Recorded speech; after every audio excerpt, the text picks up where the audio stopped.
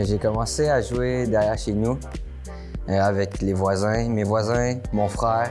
Voici le but que les gars sont pratiqués de 5 ans à 25 ans encore, parce que quand ils reviennent à la maison, ils jouent encore quand ils sont les deux gars ensemble. Je l'ai fabriqué de mes mains.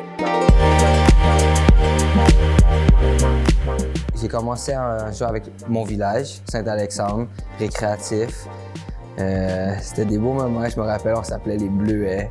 Mon père jouait au hockey, fait que je viens d'une famille qui jouait plus au hockey. Je pense qu'il nous a essayé de mettre le bâton de hockey dans les mains. C'est eux autres qui ont décidé qu'ils voulaient jouer au soccer, puis ça l'a embarqué, puis ça s'est fait tout seul. Comment que je suis rentré à l'académie, c'est le club passait à MLS, donc il fallait qu'il fasse une académie. Puis là, ma mère a vu la nouvelle, puis moi j'aimais le soccer, je m'amusais avec mon équipe de Saint-Jean-sur-Richelieu. Puis quand on a vu la nouvelle, ben, ma mère m'a dit pourquoi pas aller faire des détections. J'étais arrivé aux détections, j'étais malade.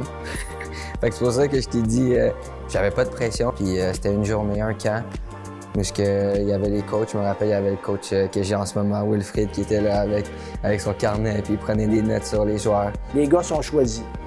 Là, OK, ben oui, bon, c'est pas grave, tu sais. Moi, je pensais pas que c'était sérieux de même, là.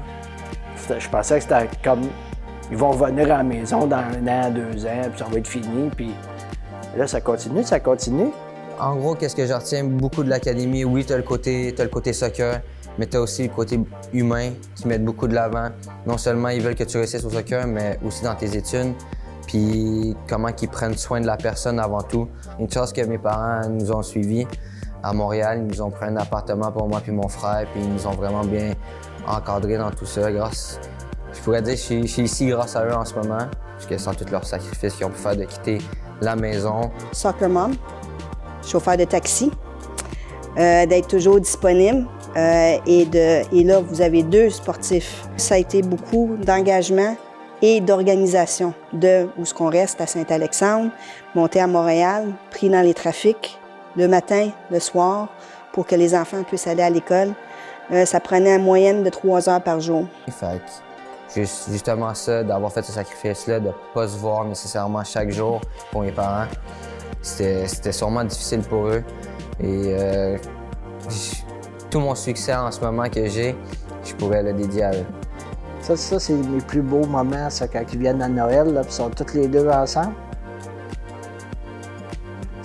Quand ils ont parti, tout ça, non, c'est mes plus beaux moments, ça.